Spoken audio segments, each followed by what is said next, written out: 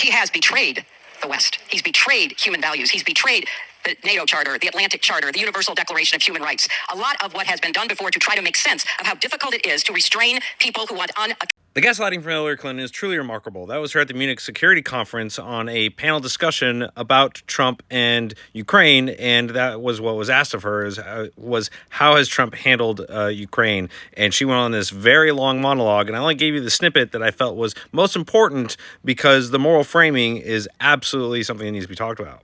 The empirical arc of this moral framing matters. You had Georgia, 2008, Crimea, 2014, and the full-on invasion of Ukraine in 2022. 3 major escalations across multiple U.S. administrations and a long stretch of reassurance politics from the Europeans. That is not an argument about one leader's virtue. That is an indictment on a decades-long model that too often mistook institutions for deterrence and processes for power. So she could sit there and be angry all she wants, but they collectively better have a mirror that is strong enough to not crack underneath the pressure of their own irony and moral hypocrisy.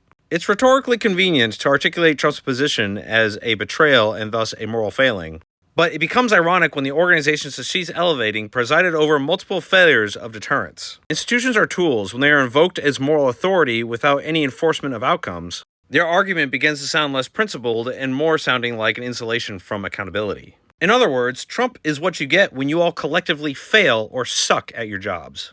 The smug arrogance of the geopolitical class of which she and Obama represent, which is defined by multiple failures, is genuinely nauseating.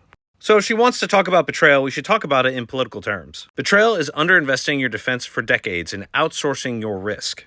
It's treating dependency as a virtue and then acting surprised when revisionism is turned from theory to tanks. Institutions can coordinate action, but they can't substitute for it. The real choice isn't institutions versus abandonment, despite what her kind would want you to believe. It's whether the West will finally align its language, budgets, and industrial capacity to battle the coercion of this new Cold War. Absent President Trump forcing hard trade-offs into daylight, Europe would have continued sleepwalking, not into debate, but into a balance of power it no longer had the ability to influence. Fortunately, thanks to Trump's New World Order, we may actually see an end to this ruinous war. A war that was enabled by the very people that claim to know better.